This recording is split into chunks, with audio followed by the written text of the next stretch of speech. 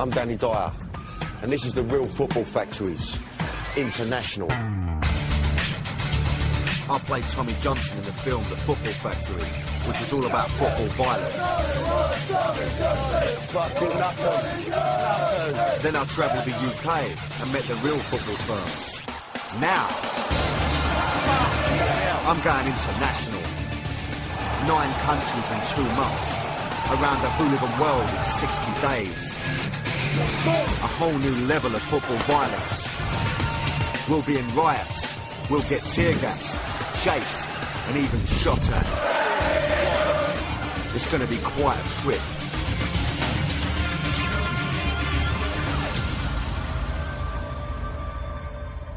This week on the International Football Factories, we've come to a country that in terms of footballing excellence has no equal.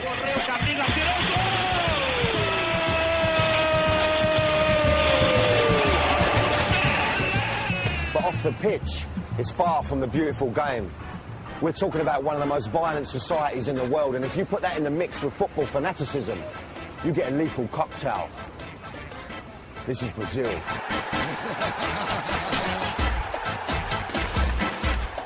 I've come to Brazil, a place that is arguably the most violent country in the world. The land of sun, samba, and shooting. I'm going to meet the biggest firms from the biggest clubs along the length and breadth of the country. I believe in fighting, honestly fighting. I'll meet hooligans who tell me that they're prepared to kill and be killed. Matar pra não morrer.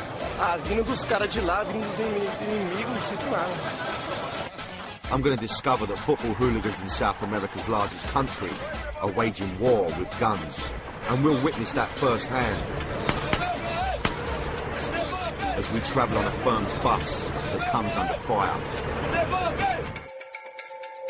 I'm starting my journey in Rio de Janeiro, the gun capital of the world. It's a city of 12 million people and is stunningly beautiful, but scarily dangerous. Of all the cities I've been to, Rio can easily claim to be the most violent. I came over here at the age of 29 thinking it's not as bad as people say it is. After the experience of 12 years, I can agree. It's not as bad as people say it is. It's worse. In 2005 in London, there was 175 murders. In the same period in Rio, there were 6,620. Rio's rich and poor live side by side. The shanty towns, which are known as favelas, can be found just a few streets from Copacabana Beach. Most people don't have much in Brazil, but there is one thing everyone does have. This is the most successful football nation on the planet, and walking around, you can't help but notice that the people here are football mad. They'll play anywhere. But the ultimate place to play over here is where I'm going to go first. If you're a football fan like me, you can't come to Rio and not visit one of world football's greatest meccas, the Maracanã Stadium. I was following in the footsteps of some of the greats of the game, literally. Not bad. Zico, the brilliant Zico. Beckenbauer, what's all that about? How's he rolled himself in with the great Brazilians? Just goes to show how many great players they were blessed with.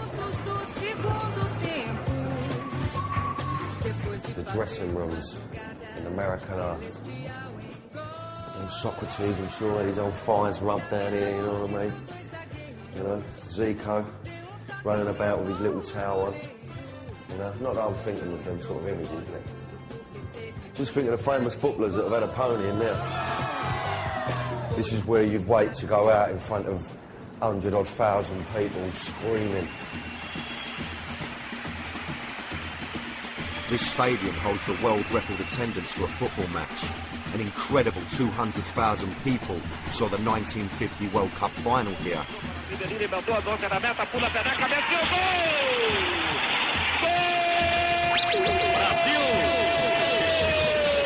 Today, the Maracanã has been refurbished for the bid to host the 2014 World Cup, and now holds just over 100,000. But behind the smart new exterior of Brazilian football lies a dark underbelly of violence. Supporters groups started to become popular in the 60s and 70s and are called torcidas. They are effectively the club's firms, although not all members are football hooligans. But among their huge numbers, you'll find the hardcore.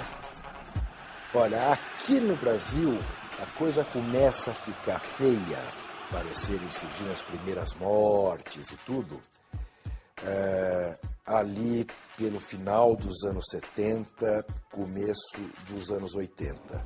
É como eu digo, não é muito diferente do que a gente vê, ou a gente viu na Europa, que a gente viu certamente na Inglaterra. But football violence in Brazil has proven to be a whole lot worse than it ever was in England, and as extreme as it gets anywhere in the world. In the last 20 years, 70 murders have been attributed to football violence. Coming up, I'm heading into deepest Rio to meet one of the biggest firms. A bit worried, I must say. Jesus.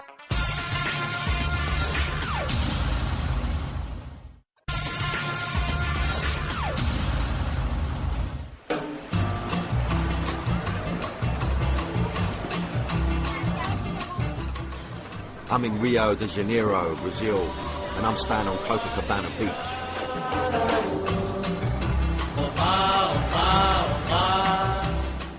So this is Copacabana Beach in Rio de Janeiro. This is the Brazil everyone knows from the postcards. But I'm not here for this Rio. I'm here for the other Rio. The one you don't see on the postcards and travel brochures. I'm going to Vaz Lobos, which is one of the poorer neighbourhoods, to meet one of Flamengo's firms, the red and black race.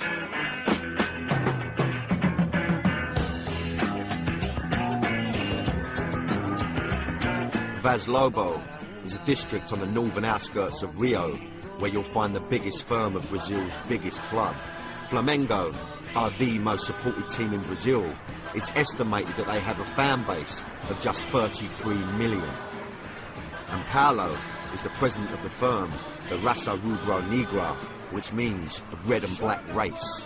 A maioria mesmo é aquela classe mais pobre, né, que é a torcedor do Flamengo, o pessoal que mora em morros, em favelas, em classe bem baixa mesmo, entendeu? Em bairros pobres aqui do Rio de Janeiro. Down the years, Flamengo's fans have gained a reputation for being amongst the most dangerous in the city. Here in Rio, there's a real fear of the fans of Flamengo. The Flamengo fans are quite capable of fighting amongst themselves if they've got no opponents to fight with. Usually the dangerous part about meeting the firms is actually meeting them, but today it's getting there in the first place. As we were driving, our fixer told us that the stretch of road I was on is known as the Gaza Strip. Either side of it are two of the most dangerous favelas in Rio. Rival drug gangs wage periodic battles and gunshots are exchanged across the road. Every year, hundreds of people are killed by stray bullets, caught up in the crossfire of gun violence. I hoped I wasn't going to be one of them. As if this wasn't bad enough, our driver then told us that we should stop filming and hide the camera, as hijacked robberies on this road are not uncommon. I was glad when we finally reached our destination. So here I am, Vaz Lobos, right, which is a naughty part of town. You know, we're in some naughty neighbourhood here. Let me tell you that now. I've heard the stories about Brazil, and they're all true. They're all true. We've been told about the camera, right? Apparently we're in good hands. I haven't met these boys yet. These are the Flamengo boys. This is their manor. These are the top of the food chain here, so they're going to look after us. I just want to get in there lively. You know what I mean? Let's take the walk. And then I don't know if you can hear that, but I'm guessing at a wild guess. This is the gaff I got to go.